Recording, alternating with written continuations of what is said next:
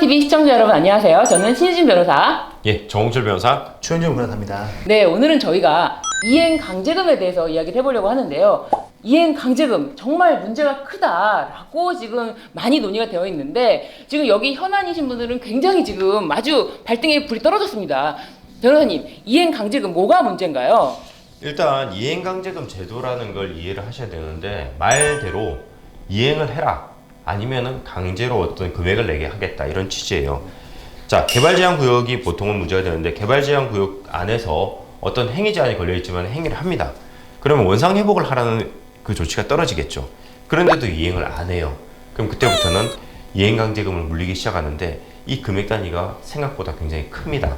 그래서 보통 개발제한구역에서 뭘 할까 싶지만은 조그마한 뭐 어떤 버섯 재배사라든지 콩나물 재배사라든지 이런 신청을 해서 시설을 할 수 있게 그렇게 한 다음에 그거 창고 용지로 쓰거나 이런 부분들이 좀 상당히 많았어요.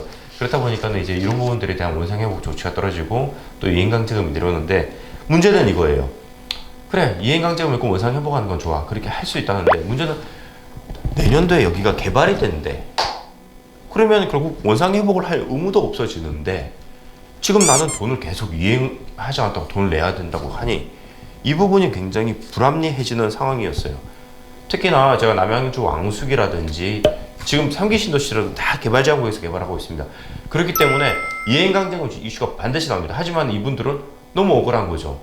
원상회복도 할 수도 없고 지금 그냥 사업이 들어가면 끝나고 마는 건데 돈은 내라고 하니 그러다 보니까 여기에 대해서 실제로 그 법 개정이라든지 이런 문제점이 있어서 오늘 자리를 마련했습니다. 네, 저희가 이 3기 신도시 지역 여러 군데 다니다 보면은 지금 계속 지속적으로 지금 이행강제금에 대해서 굉장히 고통을 호소하시는 분들이 많이 있는데요.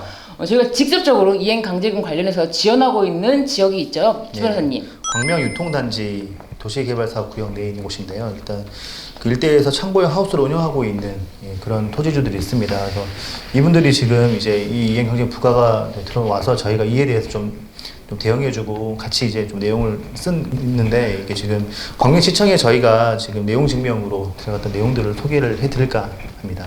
네, 지금 이 지역에서 저희가 이 지역에 한정해서 지금 설명을 드리고 있지만 지금 3기 신도시에 이행강제금 이슈가 걸리신 아주 많은 분들이 함께 하시면서 어떻게 해결해야 될지 그리고 또 문제가 뭔지에 대해서 좀 살펴보도록 할게요.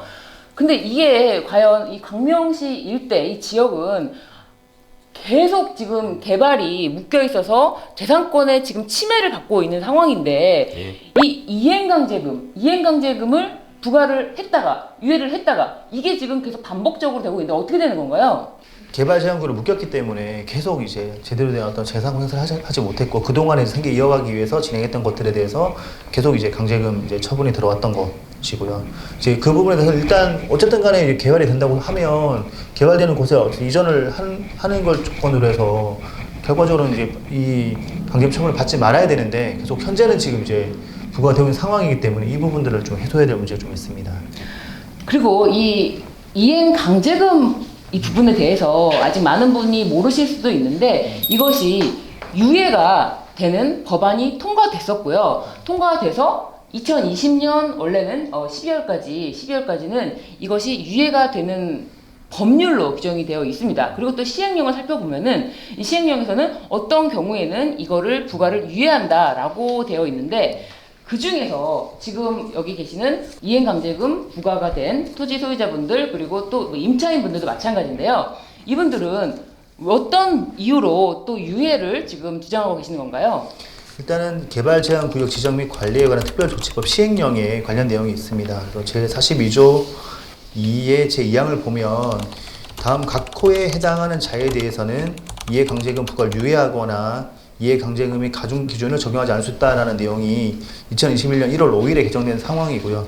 여기 제2호를 보면 해제 대상 지역으로 이전할 자라는 내용으로 그러한 사람들에게는 이주시기나 완료시기를 고려해서 그 이전이 가능한 시기까지 유예 주겠다라는 내용이 있습니다. 그래서 저희는 광명 유통단지에서는 어쨌든 지금 유통단지에 다른 지역으로 이전을 할 계획이기 때문에 이분들은 유예 대상이 된다라는 내용으로 저희가 광명시청에 내용 증명을 보낸 상태입니다. 네.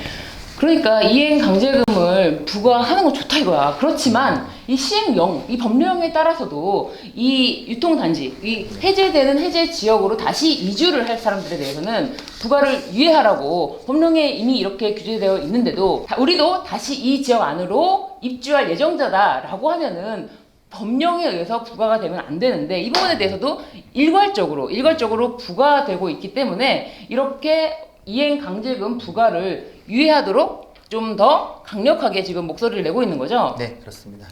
근본적인 문제를 해결하지 못했어요. 지금도. 왜 그러냐면은 아까도 말했지만 이행강제금은 원상 회복을 해야 되고 그리고 보존을 해야 되거나 아니면 어떤 불법적인 행위를 원상태로 돌려야 되는 상황으로 이제 되는데, 아까도 말했지만 지금 공공주택 지구라든지 어떤 산업단지라든지 개발단지로 이제 통보가 되고 나면은 여기에는 더 이상 보존할 게 없어져요. 그 현상이 그대로 무너지고 새로운 것들이 생기는데, 기존에 부과됐던 이행강제금도 실효가 되어야 되는 부분으로 상당히 보여요, 사실은. 물론 어떤 사람은 이행강제금 안 내고 있다가 거기가 개발돼서 싹 뭐 이행강제금 없어지고, 어떤 사람은 개발이 안 됐기 때문에 이행강제금 계속 내야 된다. 근데 개발이 안 된 지역에 이행강제금을 계속 내는 거는 개발이 안 된 상태로 계속 보존해야 되기 때문에 낼 수밖에 없는 거지만, 더 이상 보존할 필요가 없는데도 기존에 부과를 했으니까 그냥 그건 내시고 우리는 더 이상은 원상회복 안 해도 돼요. 이거는 받아들이기 어렵지 않나, 그렇게 생각이 듭니다. 네, 이 이행강제금에 관해서는 지금 유예 기간이 또 법률에서 또 어느 시점까지라고 정했지만, 그것에 대해서 아니 그 시점이 중요한 게 아니라 이 개발이 되면은 자동적으로 말씀하신 것처럼 더 이상 원상회복 의무가 없어지는데, 이게 이행강제금을 부과하는 것이 과연 무엇을 위한 것인지 누구를 위한 것인지 이 부분에 대해서 좀 더 살펴봐야 할 것 같습니다. 저희가 준비한 이행강제금 관련한 내용은 여기까지인데요. 앞으로도 궁금한 내용 있으시면 법무법인 화담으로 연락 주시면 저희가 또 소통하면서 더욱 많은 정보를 알려드리도록 하겠습니다. 아마 이행강제금 문제는 지금 이 법이 개정된 걸 실무에서 어떻게 적용하고 있는지, 적용될 것인지는 좀 지켜봐야 되고, 그걸 뭐 저희가 실무적으로 보는 즉시 또 다른 방송에서 많이 알려드릴 수 있도록 하겠습니다. 네, 주 변호사님 마지막 말씀 한번 부탁드릴게요. 네. 토지 보상이라는 거 자체가 사실 수용을 전제로 하고 있기 때문에 많이 억울한 부분이 많이 있고요. 더군다나 뭐 이행 강제금이라는 것이 법에 뭐 정해져 있으니까 뭐 적용하는 것은 맞지만, 이 구체적 타당성을 따져가지고 어떻게 진행되는지 보고 다시 적용을 해야 되는 부분이 있고, 뭐 다행히 뭐 유예를 위한 법도 있는 것이고 뭐 여러 가지 뭐 절차는 있긴 있습니다만, 당사자가 이제 느끼는 어떤 피로감은 굉장히 상당할 부분이 있고요. 그런 것들 같이 고민하면서 같이 대응하도록 하겠습니다. 예.